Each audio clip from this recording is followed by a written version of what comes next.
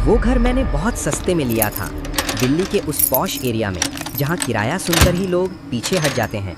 वहाँ 5 कमरे वाला वो मकान आधे दाम पर मिल गया था। ब्रोकर ने बस इतना कहा था, मैडम रात में ऊपर मत जाना। मैंने हंसकर टाल दिया। कौन जाता है आजकल ऊपर जब नीचे ही पूरा घर खाली पड़ा हो। पहली रात सब कुछ ठीक था, लेकिन करीब 1:30 बजे कदमों की आहट सीढ़ियों से आती सुनाई दी। मैंने सोचा कोई बिल्ली होगी, मगर आवाज भारी थी, इंसानी।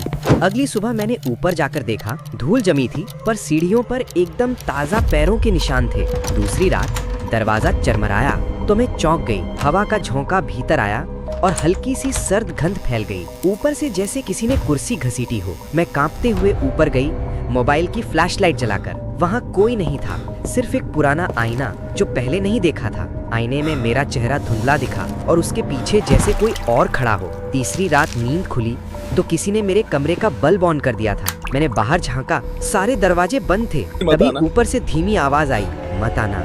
मेरा दिल जम गया। आवाज किसी औरत की थी, पर डरावनी बात ये थी वो आवाज मेरी अपनी जैसी थी। अगली सुबह ब्रोकर से पूछा तो वो कुछ पल चुप रहा, फिर बोला पहले की किराएदार भी आप जैसी थी, वो भी ऊपर चली गई थी और फिर वापस नहीं आई। मैंने तय किया कि अब मैं उस घर में एक रात भी नहीं रुकूंगी। शाम तक सारा सामान पैक कर लिया, लेकिन जब निकली तो देखा मुख्य दरवाजा अपने आप लॉक हो चुका था, चाबी नहीं लग रही थी। तभी दीवार पर लगी आईने जैसी खिड़की में फिर वही औरत दिखी, अब साफ मुस्कुराती हुई। उसने कहा, अब तो तुम ऊपर आ ही जाओ। मैंने चिल्लाकर दरवाजा पीटना शुरू कर दिया। हवा सरसराती है, लाइट झपकने लगी। ऊपर से वही कदमों की आवाज धीरे धीरे नीचे उतरती रही। जब तक किसी ने दरवाजा तोड़ा तब तक अंदर कोई नहीं था, बस दीवार पर नया आईना टंगा था और उसमें मेरी वही मुस्कुराती शक्ल थी। उस दिन से कोई उस घर में किराए पर नहीं रहता। कहते हैं जो भी वहाँ जाता है